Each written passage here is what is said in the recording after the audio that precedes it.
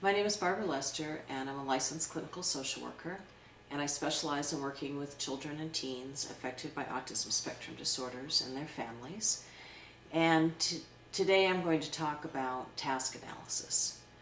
So task analysis is just a skill that you can use to help teach a behavior to a child. So a lot of times what we're looking at for a problem behavior is trying to replace it with something new, with a new skill that the child can learn. And many times it has to be broken down into different steps so that the child can learn to do it. So I'll give a couple of examples. So let's say that a child is not potty trained yet, and so they're being trained to use the toilet. So with potty training, there's going to be a number of different steps that the child needs to follow in order to become toilet trained.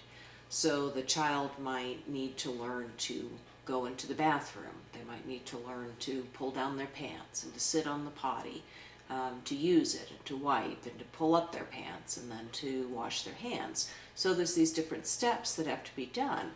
And one of the things that can be done is to work on teaching the steps, maybe using, for instance, some pictures or a list of words like we talked about in the video about structure that helps teach them the sequence of events. But maybe they're getting prompted and supported for all of the steps that they're doing except maybe one, and that one they're doing independently.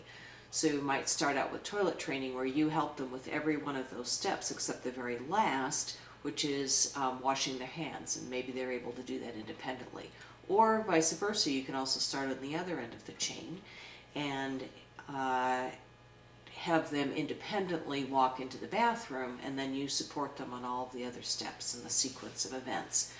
And of course, remembering to reward the learning of each one of these pieces of the skill.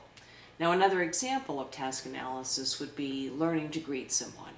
And so maybe the child would be learning that when they greet someone new, that they look up at them, that they try to make eye contact, that they try to smile, and perhaps even, depending on the age of the child, that they might reach out, hold the other person's hand, squeeze it for a couple of moments, move it up and down a little bit, and then let go, in terms of teaching them what shaking hands entails, and say something like, "Hi, my name is Jimmy." And so there's a number of different parts of that, and breaking it down into those different steps so the child is learning to follow that same sequence of events will help them learn the skill. And again, rewarding for each part of the skill and rehearsing it and practicing it in different ways so that the child might learn to generalize it across a number of settings. So such as when you learn to greet an adult at the store, you learn to greet someone when they come to the door, you learn to greet someone when you go to school for the first time. So there's a number of different ways that they might learn to use that skill. Well, thanks for listening today, and I'd like to encourage you to subscribe to my channel.